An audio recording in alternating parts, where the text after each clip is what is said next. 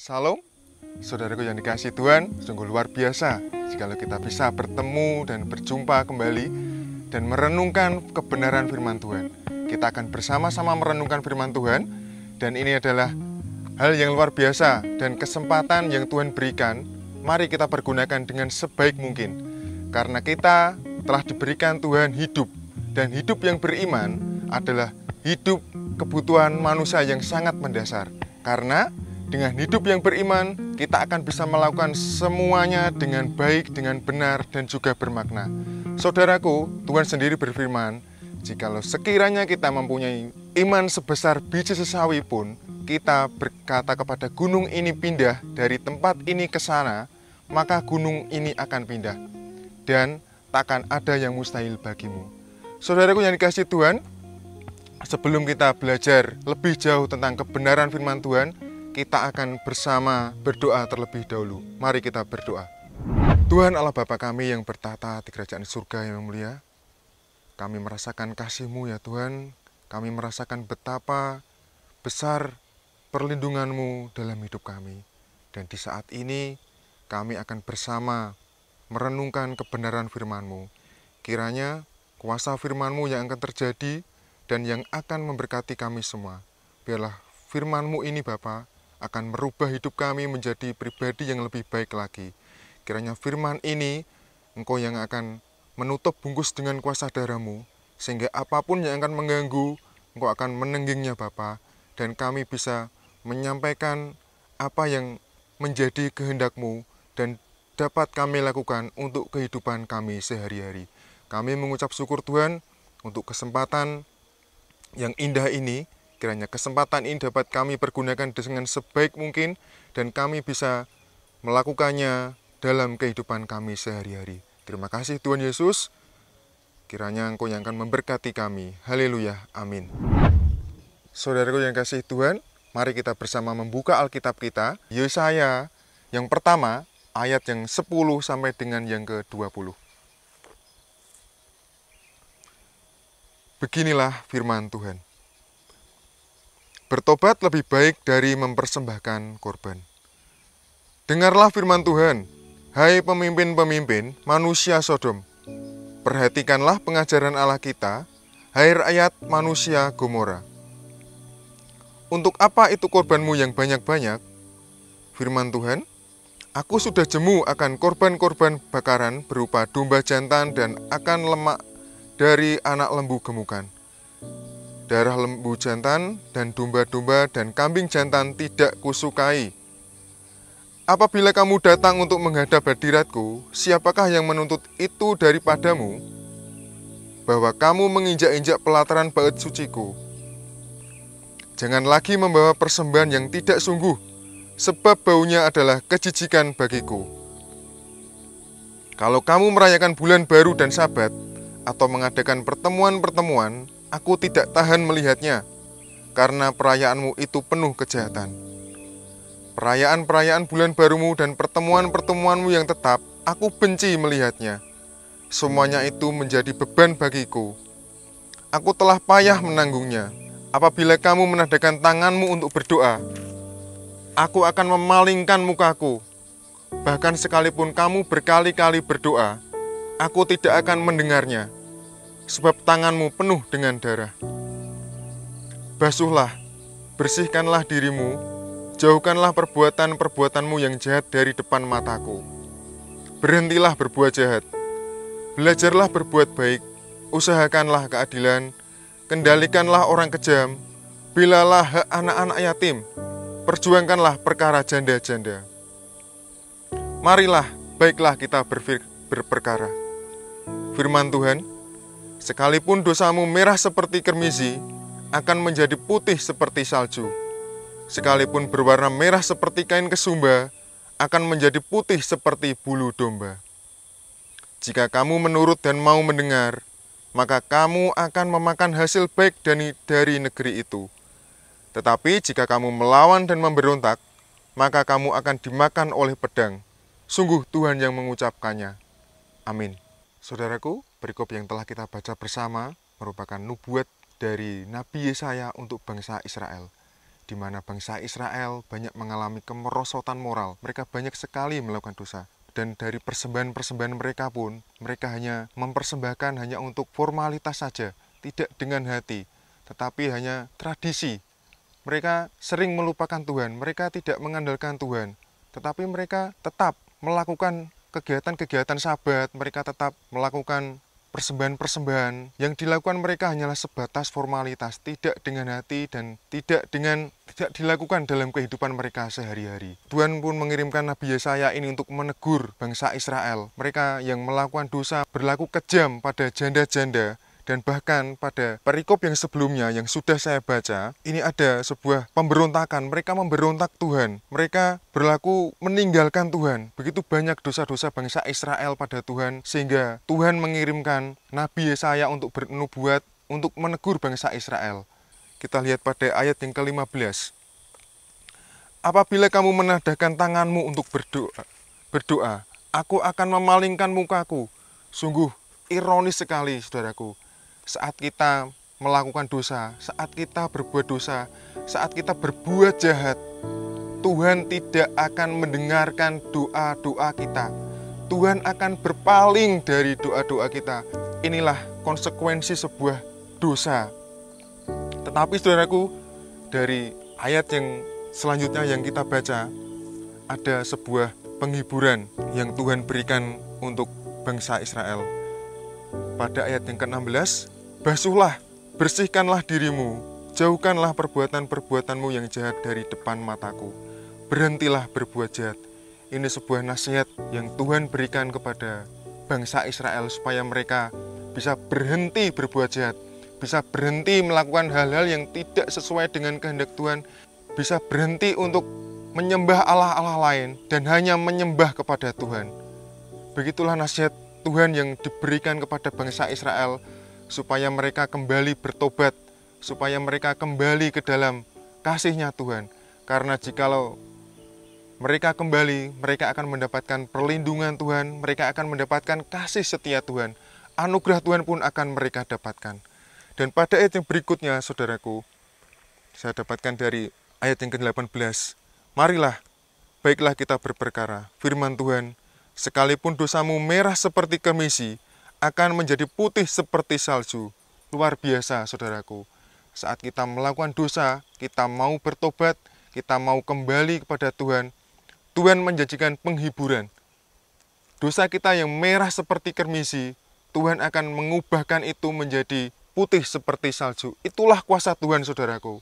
Itulah kuasa Tuhan yang mampu mengubahkan, yang dari bertobat sampai kita mendapatkan penghiburan itu sungguh sangat tidak mudah. Tetapi karena kuasa Tuhan, kita tidak pernah mengingat-ingat kesalahan kita tidak pernah kembali lagi ke dalam dosa kita, tetapi kita mau berproses, kita mau berubah menjadi pribadi yang lebih baik. Saudaraku yang dikasihi Tuhan, tema pada renungan hari ini adalah hidup berdasarkan iman. Saudaraku, yang namanya hidup, tentu saja kita bisa bergerak, kita bisa bernafas, itulah hidup. Di mana kita masih diberikan kesempatan Tuhan, kita masih diberikan hal-hal yang baik, bisa kita rasakan, bisa bernafas adalah suatu hal yang sangat luar biasa, saudaraku. Itulah yang namanya hidup. Sedangkan berdasarkan, jikalau saya sudah baca dari KBBI adalah berdasarkan sama dengan menurut. Sedangkan iman merupakan kepercayaan kepada Tuhan. Kepercayaan yang hanya kepada Tuhan, yang menyerahkan semuanya ini untuk Tuhan. Jadi saudaraku, hidup berdasarkan iman adalah semuanya kita ini, saudaraku, yang masih bergerak, masih bernafas, mari kita menurut kepercayaan dengan Tuhan kita, Yesus Kristus. Saudaraku, poin yang dapat kita ambil dari perikop renungan hari ini adalah mengapa kita harus hidup berdasarkan iman. Saudaraku, hidup yang berdasarkan iman tentu saja tidak mudah. Banyak godaannya, banyak rintangannya. Rintangan yang seperti apa? Tentu saja saat kita bersosialisasi di lingkungan apapun, di lingkungan kerja, di lingkungan sekolah, rumah, kita sering mendapatkan ujian, sering mendapatkan godaan ya saudaraku. mengapa kita harus hidup berdasarkan iman? Poin yang pertama, saudaraku, supaya kita tidak jatuh ke dalam dosa. Saudaraku yang dikasihi Tuhan, umat Israel, bangsa Israel melakukan sekali banyak dosa. Mereka tidak hanya menyembah berhala, menyembah Allah lain, tetapi apa yang mereka lakukan hanyalah sekedar, apa yang mereka lakukan hanyalah formalitas. Bisa saya bilang mereka tidak berintegritas, saudaraku. Dari apa yang mereka pikirkan, apa yang mereka ada dalam hati mereka, dan juga apa yang mereka lakukan sama sekali tidak sinkron, sama sekali tidak beraturan. Dan di saat ini, saudaraku, Tuhan mengajarkan kita untuk bagaimana kita hidup berintegritas di hadapan Tuhan. Kita bisa hidup untuk sesuai. Jadi apa yang kita pikirkan, apa yang kita lakukan, dan juga apa yang kita ucapkan sesuai dengan kehendak Tuhan. Ketika kita hidup berdasarkan iman, ketika kita hidup sesuai dengan apa yang telah Tuhan perintahkan, Tuhan akan membimbing kita, Tuhan akan selalu melindungi kita, Tuhan akan memenuhi kita dengan kasih dan anugerahnya. Seperti bangsa Israel, saudaraku, meskipun mereka berdosa, meskipun mereka banyak melakukan kejahatan, meskipun mereka sering meninggalkan Tuhan, kasih Tuhan tidak akan pernah meninggalkan mereka sekalipun. Tuhan, yang dilakukan Tuhan adalah hal yang sebaliknya. Tuhan mengirimkan Nabi Yesaya. Tuhan mengirimkan Nabi Yesaya untuk menegur mereka, supaya mereka bisa berbalik kepada Tuhan, supaya mereka bisa bertobat kepada Tuhan. Itulah, saudaraku, kasih Tuhan yang luar biasa saat kita hidup berdasarkan iman. Poin yang kedua, saudaraku, yang bisa saya ambil dari mengapa kita harus hidup berdasarkan iman, yang kedua adalah saat kita hidup berdasarkan iman, kita akan selalu mendapatkan nasihat. Saudaraku, nasihat yang Tuhan berikan adalah nasihat bimbingan berupa firman Tuhan yang bisa kita dengarkan, bisa kita wujud nyatakan dalam kehidupan kita sehari-hari. Nasihat Tuhan yang sungguh luar biasa bisa kita terapkan dalam kehidupan kita, saudaraku. Nasihat Tuhan akan mengubahkan hidup kita. Nasihat Tuhan akan menjadikan hidup kita ini menjadi pribadi yang lebih baik, yang lebih taat akan firman Tuhan. Saudaraku, saya boleh bercerita di tempat ini bahwa kalau saya ini adalah seorang yang introvert. Saya lebih suka di kamar, saya lebih suka chattingan, saya lebih suka baca buku, saya lebih suka nonton film. Yes, itu sebuah kepribadian seorang introvert.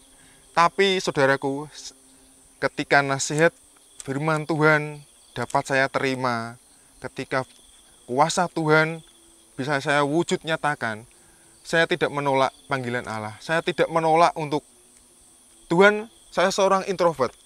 Saya tidak bisa Tuhan untuk menyampaikan firman, saya tidak bisa untuk berbicara bahkan. Tapi saudaraku, inilah sebagai contoh, saudaraku, kuasa Tuhan yang ada dalam kehidupan saya. Tuhan memampukan.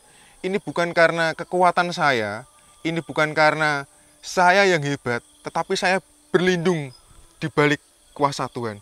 Saya berlindung di balik kuasa darah Tuhan, di balik salib Tuhan, sehingga saya mampu berdiri di tempat ini, saudaraku.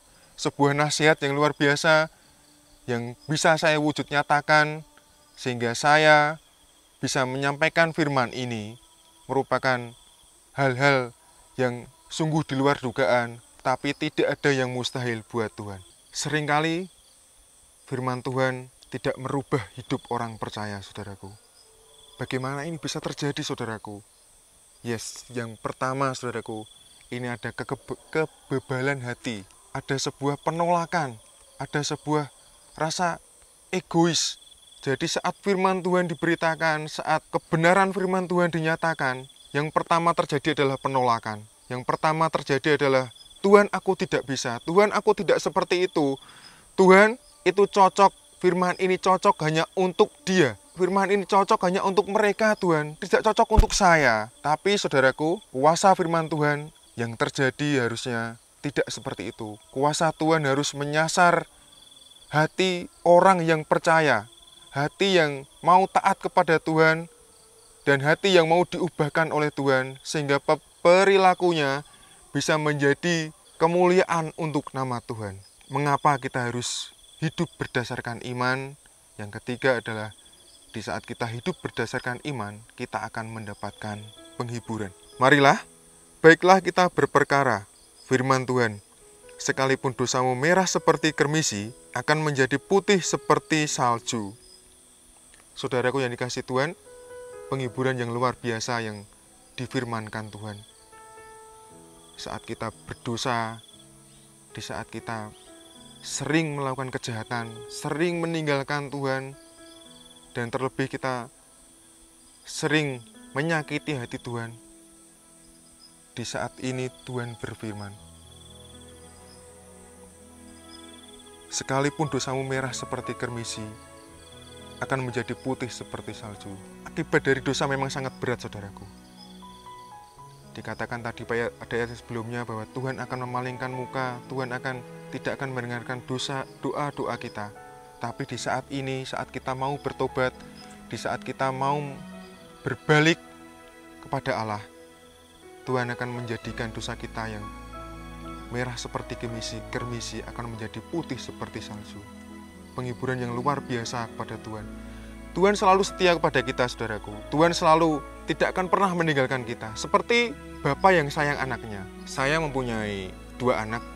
Anak yang pertama ini seperti saya juga menginginkan anak saya ini bisa menjadi pribadi yang mandiri, pribadi yang bisa beradaptasi dimanapun kelak nantinya dia berada.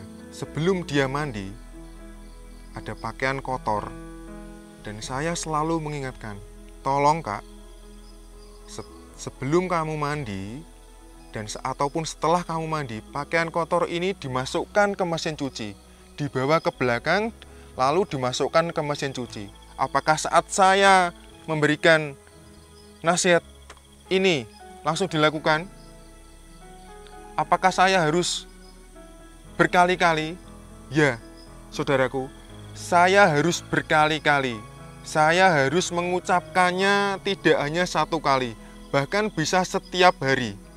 Saya mengingatkan anak saya lagi pagi, nanti sore, selalu mengingatkan.